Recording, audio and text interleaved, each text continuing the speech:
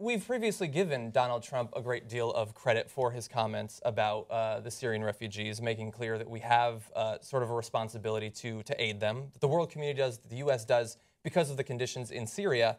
But as in all other cases when it comes to Donald Trump, we were wrong to give him the credit that we did at the time. Now, do you object to migrants who are getting out of the Middle East and North Africa?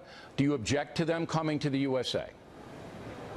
I hate the concept of it, but on a humanitarian basis, with what's happening, you have to. You know, it's living in hell in Syria. There's no question about it. They're living in hell. So he was speaking at a town hall meeting in New Hampshire just yesterday. How long ago was that clip?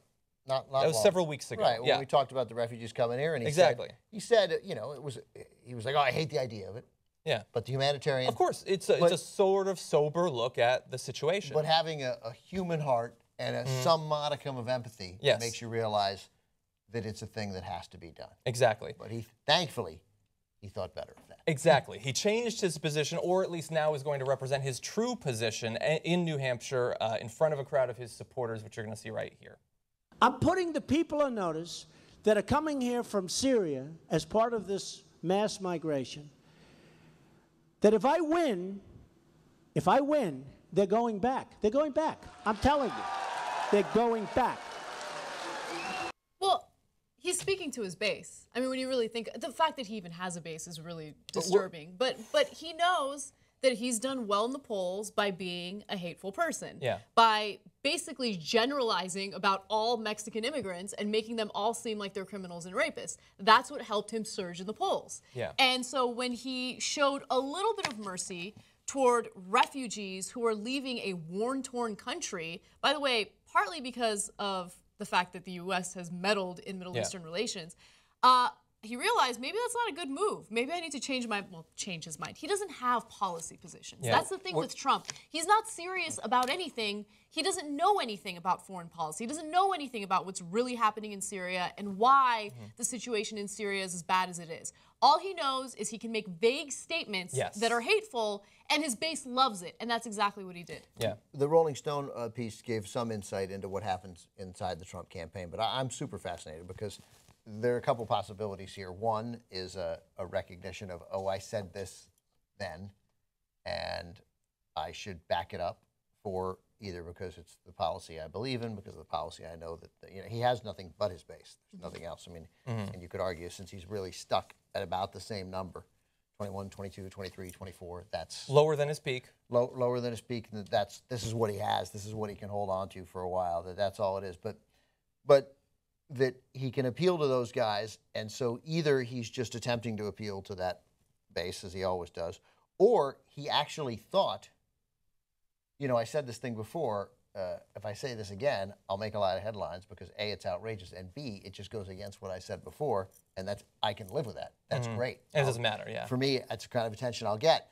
I don't care if they say I'm a flip-flopper. It'll put me back on the front page. That's the Machiavellian Trump mind that may or may not exist. Or he thought of it right then and has no clue what he said before. Yeah. That he just thought, oh, we're getting the Syrians, they're coming in, you know, I'm going to send them back. Yeah. That's the kind of, and I'm incredibly curious as to which one that is, because if you told me for sure that no, he just made that speech then because that's what came into his mind right then. Yeah. I'd believe that. I'd also believe the other thing. I'd also prepare to believe the other thing. I've wondered that. I mean, we just saw his tax plan earlier this week, and just 4 years ago he wrote a book detailing what his tax plan would be, what he wants, and it is different in a lot of ways.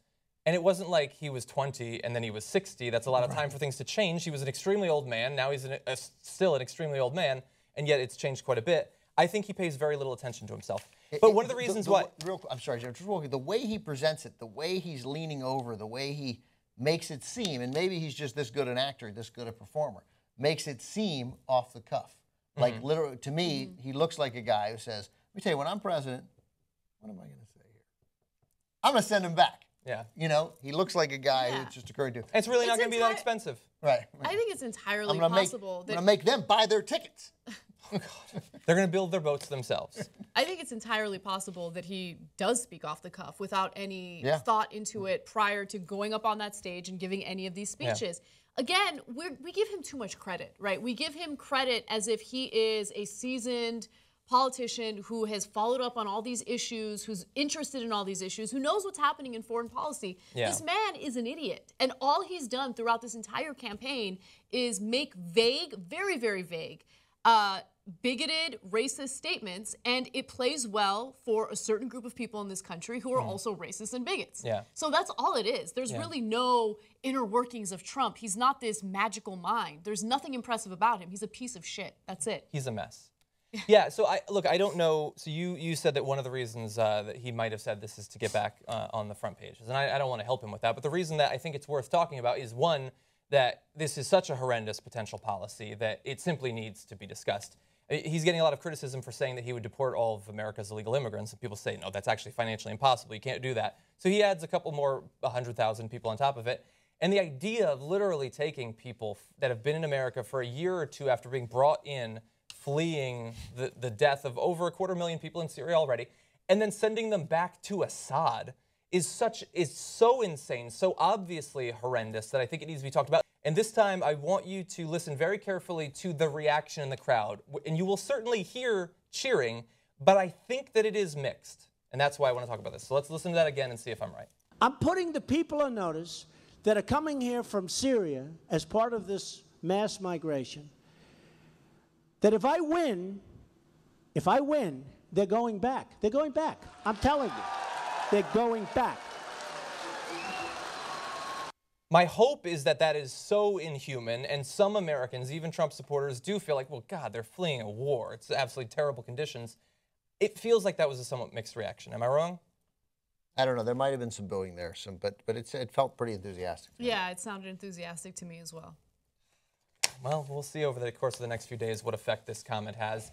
As he so often does, he gets credit. It'll hurt him. I mean, it'll help him get in the papers. But, I mean, again... He'll backtrack it, by the way. The more policy that gets discussed in this race, and as the more voters tune in, and that's happening more and more. We're in October, and next month is November, and the month after that is December, and then comes January. You should write a song just like that Friday song After that, I'm kind of mystified.